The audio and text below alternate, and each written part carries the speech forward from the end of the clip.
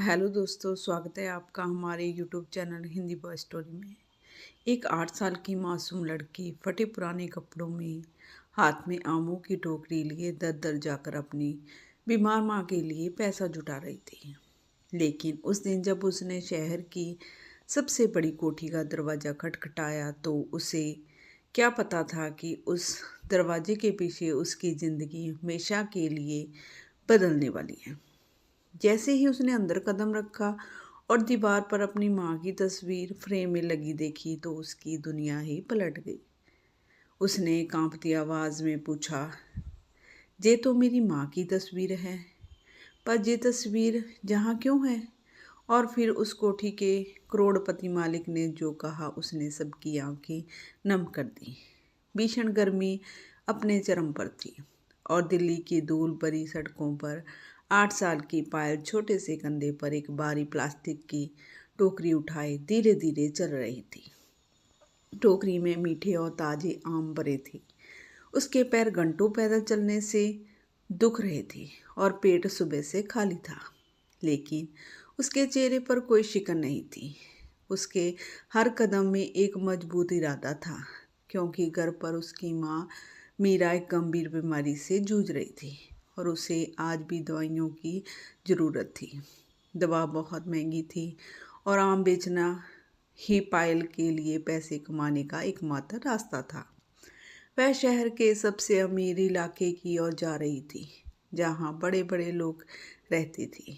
वह एक एक घर के विशाल दरवाजे पर दस्तक दे रही थी, लेकिन ज़्यादातर लोग उसे अनदेखा कर रहे थे, जहाँ मना करके दरवाज़ा बंद कर लेते थे।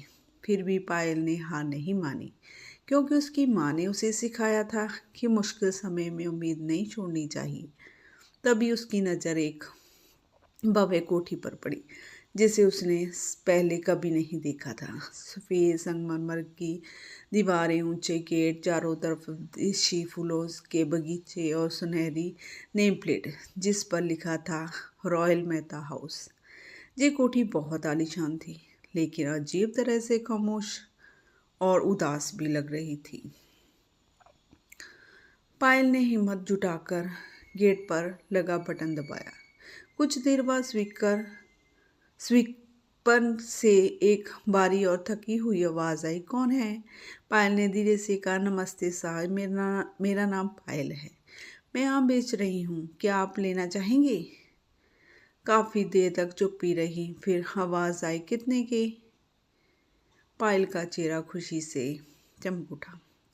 5 आम 50 रुपए के साहब, बहुत मीठे हैं। ठीक है, वहीं रुको। पायल गेट के पास खड़ी रही, टोकरी का वजन हाथ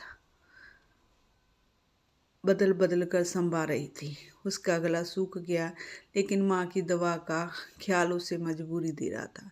कुछ देर बाद गेट खुला और सामने एक लंबा, आकर्षक और महंगे कपड़ों में सजा आदमी खड़ा था। उसका नाम था रोहन मेहता। उसके चेहरे पर थकान और आंखों में गहरा दर्द था। रोहन ने उसे छोटी बच्ची को देखा। उसके कपड़े फटे हुए थे और जूते पुराने थे। उसकी आंखों में कुछ अजीब सा भाव आया। उसने कहा, अंदर आ जाओ। पायल घबरा गई, लेकिन रोहन ने कहा, डरो मत, मैं तुम्हारे सारे आम खरीद लूँगा, पहले कुछ खा लो। पायल के पेट से आवाज़ आई और वह शर्मिंदा हो गई। रोहन के चेहरे पर नरमी आ गई और वह उसे अंदर ले गया। कोठी के अंदर सब कुछ बहुत शानदार था, लेकिन एक अजीब सी उदासी हर कोने में फैली थी। रोहन उसे मुख्य हाल में बिठाकर रसोई की ओर चला गया। अकेली बैठी पायल चारों तरफ देखने लगी। तभी उसकी नज़र एक सोने के फ्रेम में लगी तस्वीर पर पड़ी। जैसे ही उसने उस तस्वीर को देखा, उसका दिल जोर जोर से धड़कने लगा। वह दौड़कर उस तस्वीर के पास गई। तस्वीर में उसकी माँ मीरा थी। वही मुस्कान, वही आंखें। पायल कांपते हाथों से फोटो उठाकर रोने लगी। तभी रोहन खाने की ट्रे लेकर आया और उसे रोते देख घबरा गया। क्या हुआ बेटी? उसने पूछा। पायल ने फोटो दिखाते हुए कहा, ये मेरी माँ की तस्वीर है, जहाँ क्यों है? रोहन मेहता स्तब्ध रह गया। उसका चेहरा सफ़ेद पड़ गया और आंखों में आंसू भर आए। उसने कांपती आवाज़ में पूछा, तुम कौन हो? मेरा नाम पायल है और मैं मीरा की बेटी हूँ। ये सुनते ही रोहन की आंखों से आंसू बहने लगे। उसने बताया कि 9 साल पहले मीरा उसकी ज़िंदगी थी। वह उससे शादी करना चाहता था, लेकिन उसके परिवार ने मीरा पर चोरी का झूठा इल्ज़ाम लगा दिया और उसने डर के कारण मीरा पर भरोसा नहीं किया। उसी रात उसने मीरा को घर से छोड़ने के लिए कह दिया था। मैंने उसका विश्वास तोड़ दिया और वही मेरी सबसे बड़ी गलती थी, रोहन रोते हुए बोला। फिर उसने पायल को गले लगाकर कहा, तुम मेरी बेटी हो? पायल ने अपनी जेब से आम बेचकर कमाए हुए पैसे निकाले और कहा, ये माँ की दवा के पैसे हैं। अगर आप मेरे पापा हो तो क्या आप मेरी माँ को ठीक कर देंगे? रोहन की आंखों में आंसू थे। उसने कहा, मैं वादा करता हूँ तुम्हारी माँ को कुछ नहीं होगा। वह तुरंत पायल के साथ उसकी माँ को लेने गया। झुग्गी में पहुंचकर उसने मीरा को देखा, जो बहुत कमज़ोर हो चुकी थी। रोहन उसके सामने घुटनों के बल बैठ गया और माफ़ी मांगी। पहले मीरा ने उसे नज़रअंदाज किया, लेकिन बेटी की खुशी के लिए उसने इलाज के लिए हाँ कर दी। मीरा को रॉयल मेहता हाउस लाया गया। सबसे अच्छे डॉक्टर बुलाए गए और धीरे धीरे मीरा की हालत सुधरने लगी। रोहन हर पल उसके साथ रहा और अपनी गलती सुधारने की कोशिश करता रहा। 1 महीने बाद मीरा ठीक होकर हाल में आई। रोहन ने उसके सामने घुटनों के बल बैठकर एक साधारण सी अंगूठी दी और कहा, क्या तुम मुझसे फिर से अपना विश्वास दोगी?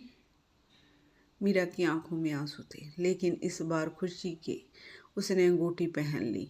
तभी पायल दौड़ कर आई और दोनों को गले लगा लिया। वह कोठी जो कभी खामोश और उदास थी, अब हंसी और प्यार से भर गई। दीवार पर लगी पुरानी तस्वीर के पास अब एक नई तस्वीर लग गई, जिसमें रोहन, मीरा और पायल एक खुशहाल परिवार की तरह मुस्कुरा रहे थे। तो दोस्तों, ये थी पायल और मीरा और रोहन की भावुक कहानी, जो हमें सिखाती है कि दौलत से ज़्यादा कीमती प्यार और विश्वास होता है।